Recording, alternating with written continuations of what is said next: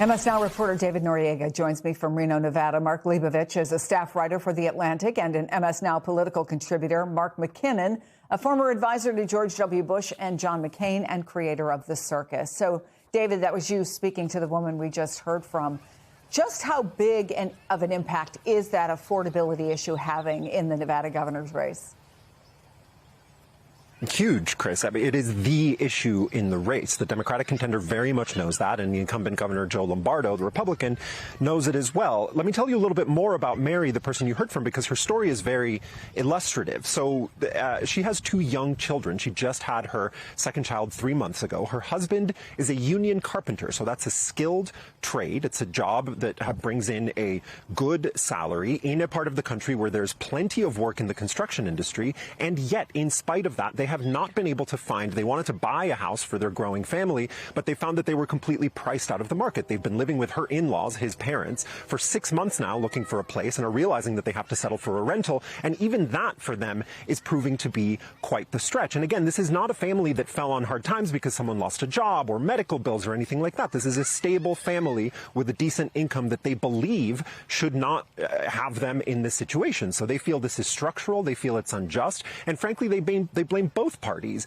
They're disappointed. Both of them voted for Trump. They're disappointed in his performance, but that does not, far from it, actually automatically translate to a vote for Democrats, including in the governor's race. I sat down yesterday also with the Democratic candidate, Aaron Ford. He's currently the Attorney General of Nevada. And I put this question to him. I said, look, what I hear from voters is that what they want is not words, but action. So if you're running on affordability, what actually can you do in the short term that will make an impact on people's monthly finances? Listen to what he said.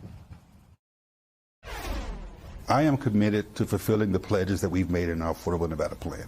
I've given you a few examples. Once we guarantee school lunches to students, that's $1,000 back in the pockets of parents that they can spend elsewhere. Right? Once we cap the amount of security deposit that they can charge, they're not going to be getting charged $6,000 for a $2,000 a month rental facility. That's money that's back in their pockets. Once we cap, for example, drug prices to the Medicare negotiated price for everybody, which is also part of my platform, that's money back in their pockets. Now, Chris, during the course of my interview with Ford, he repeatedly, and this is what his campaign is doing in general, tried to tie Governor Lombardo as much as possible to Trump. He repeatedly referred to the economy as the Trump-Lombardo economy. That is a tactic that many Democrats in many races across the country are adopting. When I asked Mary, that voter, though, if she'd heard of Aaron Ford or how much she knew about the governor's race, she hadn't heard of Ford.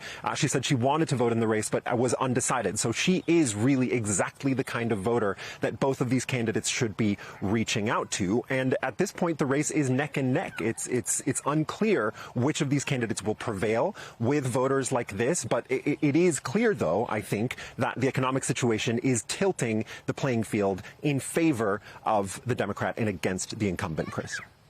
Well, Mark Leibovich, that great reporting really, I think, points a finger at what a lot of the conversations I'm having with both sides focus on. Is it clear whether or not, just because people are unhappy with the economy, that they're going to vote for a Democrat? For Mary Garcia, and I think a lot of other people who don't spend every day, unfortunately for us, watching cable news or doing a deep dive yet on who they might vote for, there is an opening. Does the opening necessarily favor Democrats? And if so, by how much?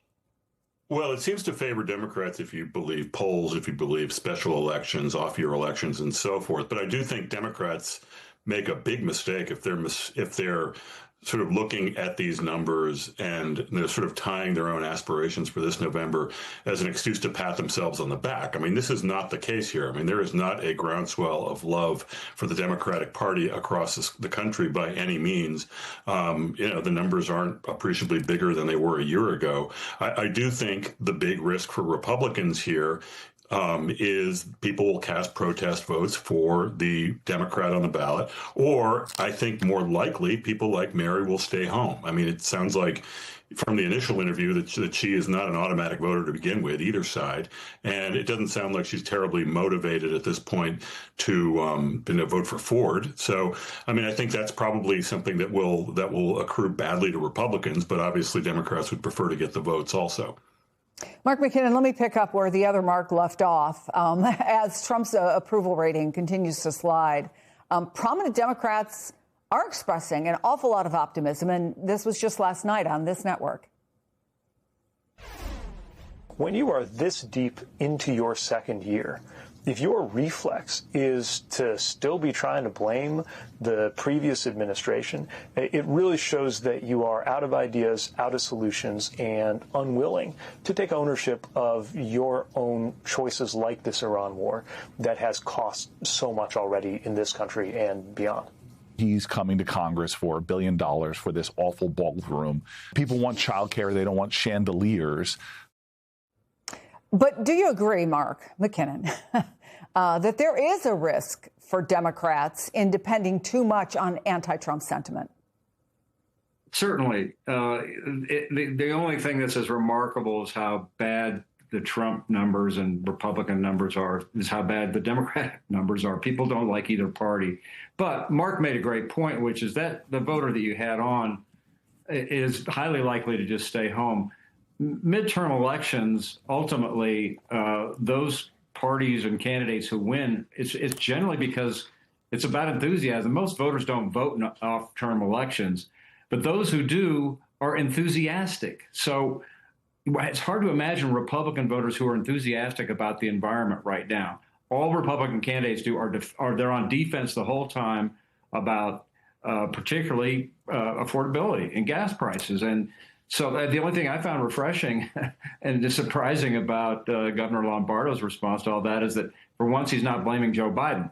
He's blaming Gavin Newsom in California. So all they can do is try and shift the blame. They can't take responsibility for it because that's a death knell. Mark Leibovich, I was reading your latest column when you argue that the party, Democrats, could use a cold shower before the midterms, which is kind of to the point of what you were talking about before. But what specifically do you think would be a warning sign as you watch this deeply, as you follow us into the midterms?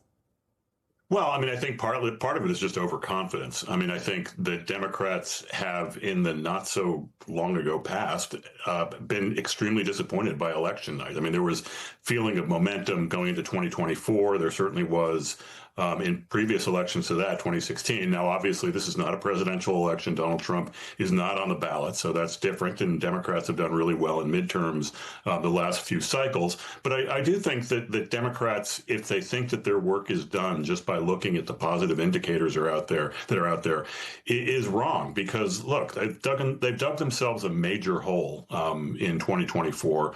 Donald Trump is still in power. The Republican Party is still in power, and he is an extremely powerful president right now. Whether he sees the weakness that we talk about or not, he's going to try to do a lot of things. And we've learned over and over and over again that Donald Trump is going to do what he wants to do unless he is stopped. So I do think that Democrats just need to stay vigilant. Well, Mark McKinnon, I mentioned Democrats are also hoping to flip the governor's mansion in Ohio. Trump won handily in 2024 by 12, 13 points, but Sherrod Brown only lost his race by about 3. So could Vivek Ramaswamy and his ties to the Trump administration's DOGE program serve as a perfect foil in that race? Absolutely. I mean, Chris, how many segments have you done over the last couple of months and on these primaries where the numbers have flipped from, a plus 10, a plus 20 Trump district to something that's even or behind? So, I mean, that's a very consistent thing. The Democrats are running way ahead of their numbers from 2024, and Republicans are running way behind. So I don't think, Mark talked about Democrats taking things for granted. Republicans really can't take things for granted. And I think that's the tendency of those people who are in very big Trump plus districts that won comfortably before. But we're just seeing across the board those numbers erased overnight. So I think the people that really have to be careful about not taking things for granted are Republicans. But there's an old adage that we used to have in running campaigns, and that was, just always run like you're running 10 points behind.